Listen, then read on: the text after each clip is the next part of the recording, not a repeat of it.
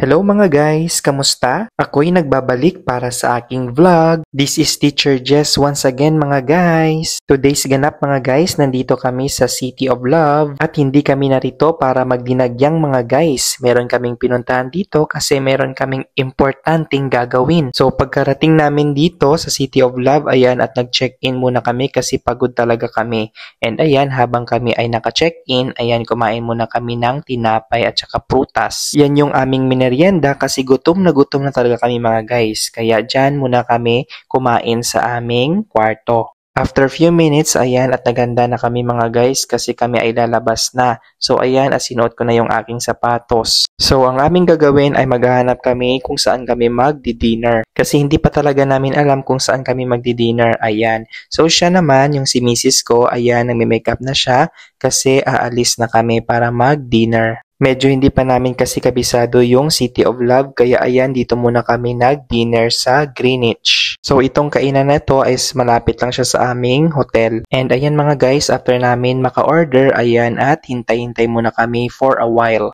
And yung aming dinner dyan guys, kaunti lang kasi hindi talaga kami nagpapabusog tuwing magdi-dinner. Kasi yung nasa mindset namin, gabi naman, so okay lang kahit hindi busog. So hintay-hintay lang muna kami for a while, ayan, yan yung aming serving number. So habang kami dyan ay naghihintay, syempre di mawala yung kwentuhan namin dyan. Tsaka early kami nag-take ng aming dinner mga guys kasi gusto naming magpahinga ng early kasi diba meron kaming pupuntang importante pagka umaga. So ayan mga guys at dumating ng aming order. So yan yung aming mga order. Kaya kainan time na.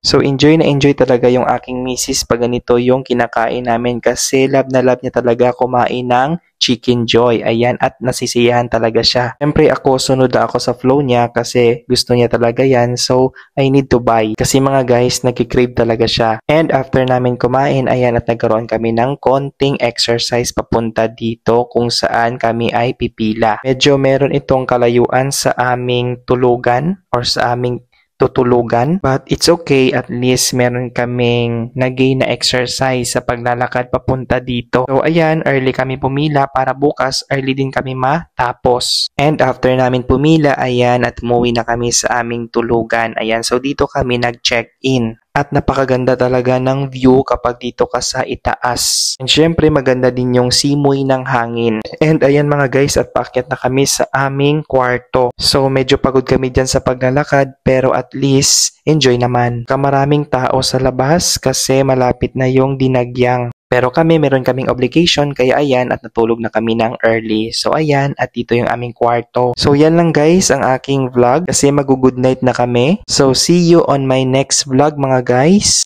And have a good night everyone. Thank you and God bless. Ingat!